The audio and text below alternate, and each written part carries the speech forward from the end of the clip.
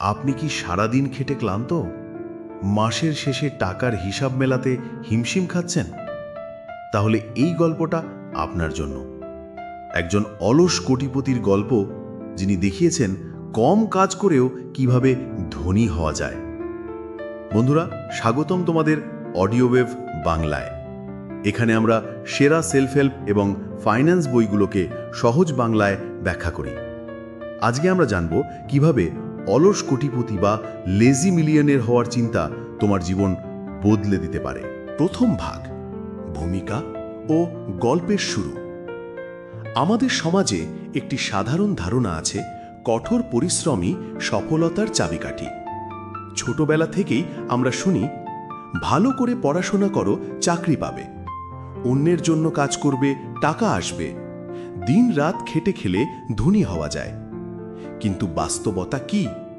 অনেক মানুষ সারা জীবন হাড় ভাঙা খাটুনি করেও টাকার অভাবে ভোগে। অন্যদিকে কিছু মানুষ তুলনামূলকভাবে কম পরিশ্রম করে কিন্তু ধনী হয়, স্বাধীনভাবে জীবন উপভোগ করে। এখানেই আসে অলস কোটিপতির দর্শন। এই বই আমাদের শেখায়, ধনী হওয়ার জন্য পরিশ্রম দরকার, তবে সেটা শুধু শারীরিক পরিশ্রম নয়, বরং মানসিকতা, সৃজনশীলতা এবং বুদ্ধিদীপ্ত কাজ। অর্থাৎ টাকাকে নিজের দাস বানানো, এটাই আসল রহস্য। রাহাত মধ্যবিত্ত মানুষ, যে দিনরাত কাজ করে কিন্তু তবুও তার জীবনে চাপ, ঋণ আর হতাশা ভরপুর। তার ধারণা ছিল, বেশি কাজ মানে বেশি টাকা, বেশি টাকা মানেই ধনী হওয়া, আর ধনী মানে ব্যস্ত জীবন।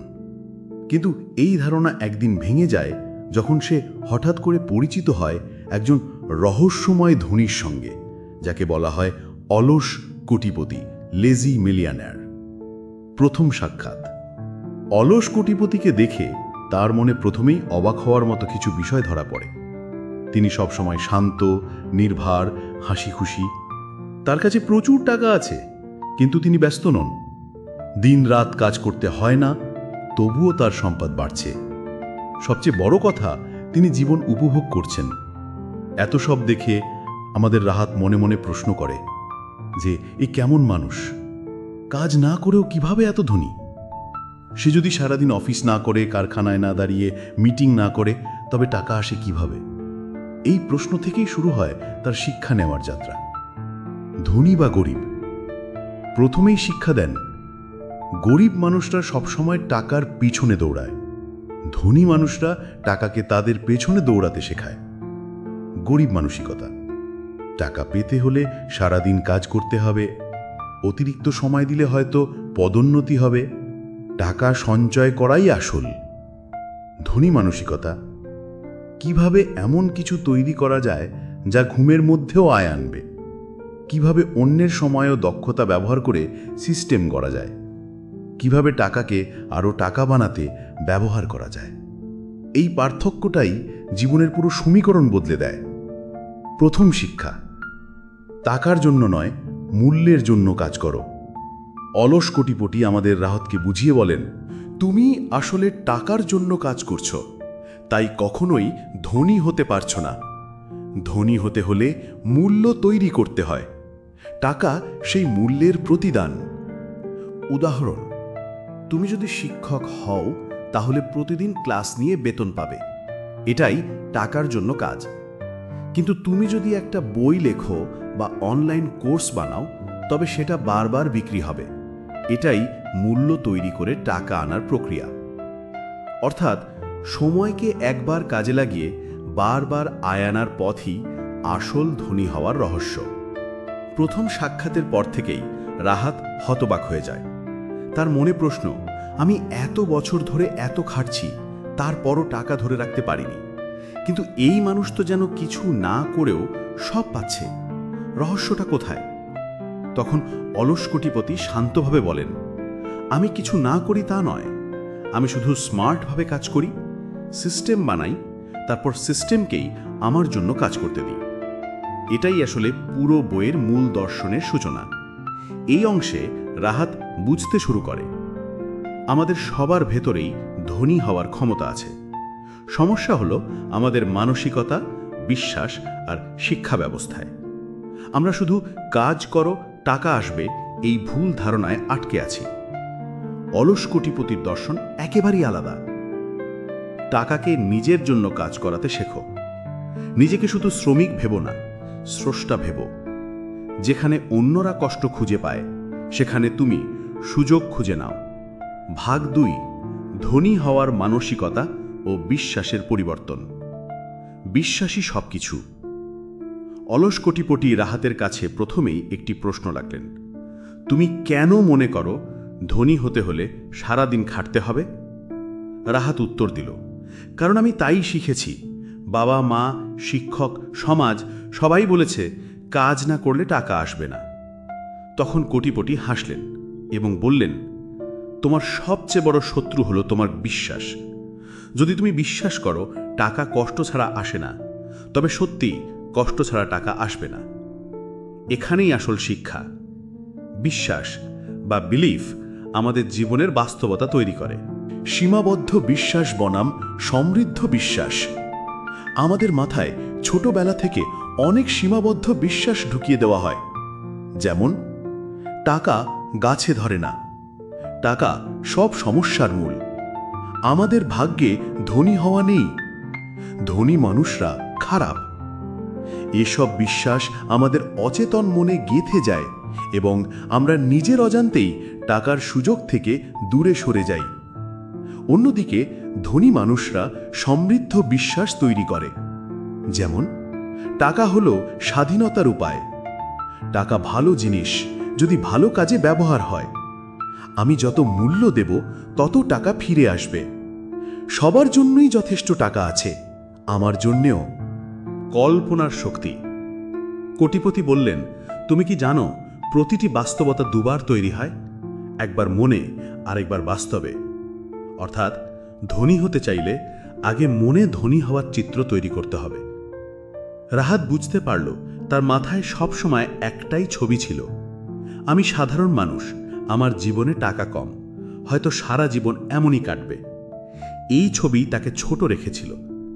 কিন্তু কোটিপতি শেখালেন, তুমি যেভাবে নিজেকে কল্পনা করো সেভাবেই তুমি বাঁচো। তুমি যদি নিজেকে ধনী হিসেবে ভাবতে পারো, তবেই তোমার কাজ, অভ্যেস, সিদ্ধান্ত ধনী হওয়ার পথে। কাজ বনাম মূল্য। অলস কোটিপতি আরও এক গোপন রহস্য শোনালেন। তুমি এখন পর্যন্ত শিখেছ কাজ সমান সমান টাকা, কিন্তু আসল সমীকরণ হল মূল্য সমান সমান টাকা। যদি তুমি একজন ডাক্তারের মতো মানুষকে সুস্থ করতে পারো, মানুষ তোমাকে টাকা দেবে। যদি তুমি একজন লেখক হয়ে মানুষের জীবনে পরিবর্তন আনো, তারা তোমার বই কিনবে। যদি তুমি একটি সিস্টেম বানাও যা মানুষের সময় বাঁচায়, তারা তার জন্য অর্থ দেবে। অর্থাৎ তুমি যত বেশি মূল্য তৈরি করবে, তত বেশি টাকা তোমার কাছে আসবে। টাকার জন্য দৌড় নয়, টাকাকে দৌড় করাও। কোটিপতির জীবনযাত্রা দেখে রাহাত বুঝতে শুরু করে, তিনি প্রতিদিন 18 ঘন্টা কাজ করেন না, তিনি সবকিছু নিজে করেন না, তিনি সিস্টেম তৈরি করেন, ব্যবসায় বিনিয়োগ করেন, অন্যকে দায়িত্ব দেন। এভাবে তিনি এমন ব্যবস্থা গড়েছেন যেখানে টাকা তার জন্য কাজ করছে। তিনি বলেন, টাকা হলো এক ধরনের কর্মচারী। যদি তুমি তাকে সঠিকভাবে ব্যবহার করতে শেখো, সে তোমার জন্য দিন রাত খেটে যাবে ঘুমের মধ্যেও। ধনী হওয়া মানে শুধু টাকা নয়। অলস কোটিপতি এক চমৎকার দৃষ্টিভঙ্গি শোনালেন। মানুষ ভাবে ধনী মানেই ব্যাংকে কোটি টাকা, কিন্তু আসল ধনী মানে হলো সময়ের স্বাধীনতা যোগ আর্থিক স্বাধীনতা যোগ মানসিক শান্তি। তিনি বললেন, যদি তোমার অনেক টাকা থাকে কিন্তু সময় না থাকে, তবে তুমি কেবল ব্যস্ত গরিব। যদি তোমার টাকা থাকে কিন্তু মানসিক শান্তি না থাকে, তবে সেটাই আসল দারিদ্র্য। সত্যিকারের ধনী সেই যার কাছে টাকাও আছে, সময়ও আছে আর শান্তিও আছে। এই শিক্ষাগুলো শুনে রাহাত ভেতর থেকে বদলাতে শুরু করে। আগে সে ভাবত টাকা মানে পরিশ্রম, এখন সে ভাবে টাকা মানে মূল্য তৈরি করা। আগে সে ভাবত আমার ভাগ্যে ধনী হওয়া নেই, এখন সে ভাবে আমি ধনী হওয়ার যোগ্য এবং পারব। এই পরিবর্তনই তার ধনী হবার যাত্রার প্রথম আসল ধাপ। ধনী হবার সঠিক ফর্মুলা। অলস কোটিপতি শেষে একটি সহজ ফর্মুলা দিলেন। বিশ্বাস যোগ কল্পনা যোগ মূল্য সমান সমান ধনী হওয়া। 1. বিশ্বাস, ধনী হবার যোগ্য বলে বিশ্বাস করো। 2. কল্পনা, প্রতিদিন নিজের মনের মধ্যে ধনী হওয়ার ছবি আঁকো। 3. মূল্য, এমন কিছু দাও যা অন্যের উপকারে আসে, তখনই টাকা তোমার কাছে আসবে। ভাগ 3, সম্পদ গঠনের কৌশল। আপনি কি জানেন, ধনী মানুষরা কাজ বন্ধ করলেও টাকা আসা বন্ধ হয় না, কারণ তারা এমন ব্যবস্থা গড়ে তোলে যেখানে টাকা সারাক্ষণ তাদের জন্য কাজ করে। গরিব মানুষ সময়ের বিনিময়ে টাকা পায়, আর ধনী মানুষ টাকার বিনিময়ে সময় কিনে নেয়। সময় বনাম টাকা, আসল পার্থক্য। অলস কোটিপতি রাহাতকে বোঝালেন, তুমি সারাদিন তোমার সময় বিক্রি করো, কিন্তু ধনী মানুষরা সময় বিক্রি করে না, তারা সিস্টেম তৈরি করে। গরিবের সূত্র সময়, তারপরে কাজ, তারপরে টাকা। ধনীর সূত্র সিস্টেম, তারপরে মূল্য, তারপরে টাকা। উদাহরণ, একজন চাকরিজীবী প্রতিদিন 8 ঘন্টা কাজ করলে টাকা পায়, কিন্তু যদি অসুস্থ হয় বা কাজ ছেড়ে দেয়, আয় বন্ধ হয়ে যায়। অন্যদিকে একজন ব্যবসায়ী যদি একটি দোকান খোলে, সেই দোকান দিনরাত চলতে থাকবে, যদিও সে নিজে দোকানে না যায়। এখানেই পার্থক্য। ধনী মানুষ সময়ের মালিক, গরিব মানুষ সময়ের দাস। প্যাসিভ ইনকাম, ঘুমের মধ্যেও আয়। কোটিপতি বললেন, আমার আসল গোপন রহস্য হলো প্যাসিভ ইনকাম। প্যাসিভ ইনকাম মানে হলো এমন আয় যা একবার সেট আপ হয়ে গেলে আর প্রতিদিন খাটতে হয় না। উদাহরণ, ভাড়া দেওয়া বাড়ি, মাসে ভাড়া আসে কিন্তু সারাদিন খাটতে হয় না। বই লেখা বা গান তৈরি, একবার তৈরি করলে বারবার বিক্রি হয়। অনলাইন কোর্স, একবার বানালে বহু বছর আয় আসে। বিনিয়োগ, শেয়ার, মিউচুয়াল ফান্ড, ব্যবসা, টাকা থেকেই টাকা জন্মায়। রাহাত অবাক হয়ে বলল, মানে একবার কাজ করলে বারবার টাকা আসবে? কোটিপতি হেসে বললেন, হ্যাঁ, এটাকেই বলে স্মার্ট কাজ। লিভারেজ, অন্যের সময় ও দক্ষতা ব্যবহার। অলস কোটিপতি আরেকটি শব্দ শিখালেন, লিভারেজ। লিভারেজ মানে হল নিজের সীমিত শক্তিকে বহু গুণ বাড়ানোর উপায়। প্রকারভেদ। 1. মানুষের লিভারেজ, কর্মচারী বা টিম বানিয়ে তাদের সময় ব্যবহার করা। যেমন একটি ব্যবসায়ী একা কাজ না করে 10 জন কর্মচারী রাখে। 2. অর্থের লিভারেজ, নিজের টাকাকে বিনিয়োগে কাজে লাগানো, যেমন ব্যাংকে বিনিয়োগ বা শেয়ারে বিনিয়োগ। 3. প্রযুক্তির লেভারেজ, ইন্টারনেট, সফটওয়্যার, মেশিন ব্যবহার করা। বাহ, গরিব মানুষ ভাবে আমি একা কি করতে পারবো? ধনী মানুষ ভাবে কিভাবে অন্যের সময়, দক্ষতা ও সিস্টেম ব্যবহার করা যায়। রাহাত বুঝতে পারল সে এতদিন শুধু নিজের সময় ব্যবহার করেছে, সকাল থেকে রাত পর্যন্ত কাজ করে টাকা এনেছে, কিন্তু কখনো ভাবেনি কিভাবে একটি বই লিখে বারবার আয় করা যায়, কিভাবে একটি ব্যবসা বানিয়ে কর্মচারীদের দিয়ে চালানো যায়, কিভাবে প্রযুক্তি ব্যবহার করে নিজের দক্ষতাকে লাখো মানুষের কাছে পৌঁছে দেওয়া যায়। এটাই ধনী হওয়ার আসল রহস্য। তারপর কোটিপতি আরও বললেন, ব্যস্ততা নয় সফলতা। না, কোটিপতি একটি তিক্ত সত্য শোনালেন। আমাদের সমাজে মানুষ মনে করে যে বেশি ব্যস্ত মানেই বেশি সফল, কিন্তু সত্য হলো ব্যস্ততা প্রমাণ করে তুমি এখনো সঠিক সিস্টেম বানাতে পারোনি। তিনি বললেন, আমি ব্যস্ত নই কিন্তু ধনী, কারণ আমার ব্যবসা ও বিনিয়োগ আমার হয়ে কাজ করে। অনেকে খুব ব্যস্ত, সকাল থেকে রাত দৌড়াচ্ছে, কিন্তু তাদের ব্যাংক অ্যাকাউন্ট খালি। তুমি চাইলে কম কাজ করেও বেশি আয় করতে পারো, যদি সঠিক কৌশল জানো। তারপর কোটিপতি আরও বললেন, আর্থিক স্বাধীনতা বনাম সময়ের স্বাধীনতা। কোটিপতি ব্যাখ্যা করলেন, আর্থিক স্বাধীনতা মানে যখন তোমার আয়ের উৎস তোমার প্রয়োজনীয় খরচের চেয়ে বেশি হয়। সময়ের স্বাধীনতা মানে যখন তুমি চাইলেই কাজ করবে, চাইলে বিশ্রাম নেবে। অনেকের হাতে টাকা আছে কিন্তু সময় নেই। তারা পরিবারকে সময় দিতে পারে না, ভ্রমণ করতে পারে না। আবার কারো হাতে সময় আছে কিন্তু টাকা নেই, তারা জীবনের আনন্দ নিতে পারে না। সত্যিকারের ধনী সেই যার কাছে দুটোই আছে, টাকা প্লাস সময়। রাহাত জিজ্ঞেস করল, আমি এতদিন চাকরি করেছি, এখন হঠাৎ কিভাবে প্যাসিভ ইনকাম শুরু করব? কোটিপতি উত্তর দিলেন, তুমি ছোট ছোট পদক্ষেপ দিয়ে শুরু করবে। একদিনেই ধনী হওয়া যায় না, কিন্তু যদি প্রতিদিন একটু একটু করে সিস্টেম বানাও, তবে এক সময় টাকা তোমার জন্য কাজ শুরু করবে। উদাহরণ, যদি তুমি লেখক হও, তবে ছোট ব্লগ বা ইবুক লিখে শুরু করো। যদি ব্যবসার ইচ্ছে থাকে তবে ছোট দোকান দিয়ে শুরু করো। যদি বিনিয়োগ শিখতে চাও তবে অল্প টাকা দিয়েই শুরু করো। ছোট পদক্ষেপই একসময় বড় সাফল্যে পরিণত হয়। ধনী হওয়ার মানসিক শৃঙ্খলা অলস কোটিপতি সতর্ক করে দিলেন। প্যাসিভ ইনকাম বা লিভারেজ মানে বসে বসে খাওয়া নয়। শুরুতে কঠোর শৃঙ্খলা, বুদ্ধিমত্তা আর ধৈর্য দরকার, কিন্তু একবার সিস্টেম তৈরি হলে জীবন বদলে যাবে। তিনি আরও বললেন, প্রথমে হয়তো তোমাকে বেশি সময় দিতে হবে, কিন্তু এক সময় সিস্টেম এত শক্তিশালী হবে যে তোমার ছাড়াই চলবে। তখনই তুমি সত্যিকারের অলস কোটিপতির মতো জীবন উপভোগ করতে পারবে। ভাগ 4: দান, কৃতজ্ঞতা, সরলতা ও জীবনের আনন্দ। অনেকে ভাবে ধনী হওয়ার মানেই হলো অঢেল টাকা, দামি গাড়ি আর বিলাসবহুল জীবন। কিন্তু অলস কোটিপতি বলেন, টাকা হলো কেবল একটি মাধ্যম। আসল ধনী সেই যে তার টাকাকে ব্যবহার করে সুখী হয়, অন্যকে সুখী করে আর জীবনকে সহজ করে তোলে। টাকার আসল উদ্দেশ্য।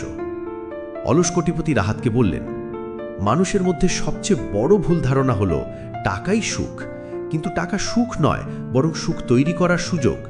তিনি ব্যাখ্যা করলেন, টাকাকে যদি তুমি শুধুই ভোগে ব্যবহার করো তবে সেটা একসময় ক্লান্তি এনে দেবে।